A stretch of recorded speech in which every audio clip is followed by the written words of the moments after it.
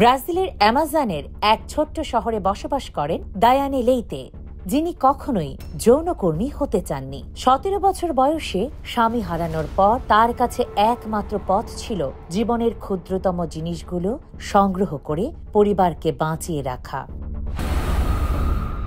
কিন্তু একদিন তার স্বামী হারানোর পর সেরকম কিছু প্রয়োজনীয় অর্থ সংগ্রহ করতে না পেরে তার এক বন্ধু তাকে অবৈধ স্বর্ণখনিতে কাজ করার পরামর্শ দেয়। দায়ানে বাধ্য হয়ে সে পথ ধরেছিলেন। 18 বছর বয়সে প্রথম সন্তানের জন্ম দেওয়ার পর দায়ানে নিজের জীবনের প্রতি দৃষ্টিভঙ্গি বদলে ফেলেন। ওই সময় থেকে জীবনের প্রাত্যহিক চাহিদা পূরণের জন্য তিনি খনিতে কাজ শুরু করেন।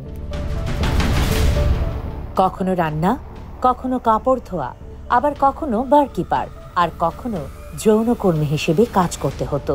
এত কিছুর পরও তার পরিবার জীবিকার জন্য এই কাজের উপর নির্ভরশীল ছিল। এখানকার জীবন অত্যন্ত কঠিন। শহরের অধিকাংশ বাড়ি কাদামাটির রাস্তায় এবং একেবারে আদিম পরিবেশে গড়া। শিবিরের ভেতর মানুষ কাঠ এবং ত্রিপল দিয়ে তৈরি ঝুপড়ি ঘরে বাস করে এবং সাপ, জাগুয়ারের মতো বন্যপ্রাণী দিয়ে পরিবেষ্টিত থাকে।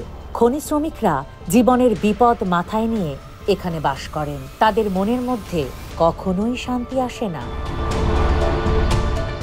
যদিও দায়ানেও জানেন খনি শ্রমিকরা দুর্দশার মধ্যেই থাকেন, তবে নারী শ্রমিকদের অবস্থা আরও ভয়াবহ।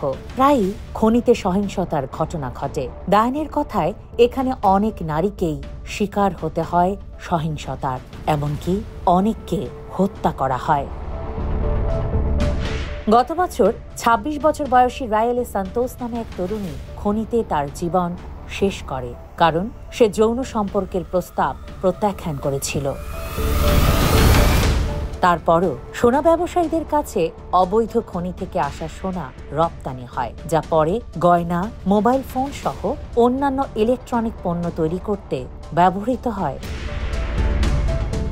ব্রাজিলের খনি অঞ্চলগুলোর পরিবেশগত ক্ষতির ব্যাপারটি সবার কাছে পরিচিত, কিন্তু সহিংসতা, যৌন নিপীড়ন এবং মানব পাচারের বিষয়গুলো প্রায় গোপন থাকে।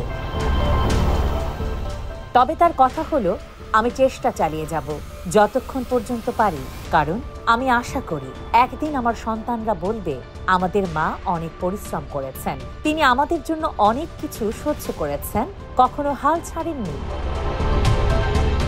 এদিকে ব্রাজিলের প্রেসিডেন্ট লুলা দা সিলভা অবৈধ খনি বন্ধ করার প্রচেষ্টা চালালেও সোনার মূল্য বৃদ্ধি এই অবৈধ কার্যক্রম চালিয়ে যেতে উদ্বুদ্ধ করে। এমনকি এ ধরনের খনির নারী শ্রমিকদের প্রতি সহিংসতা এবং মানবিক ক্ষতির ঘটনা অপ্রকাশিতই থেকে যায়।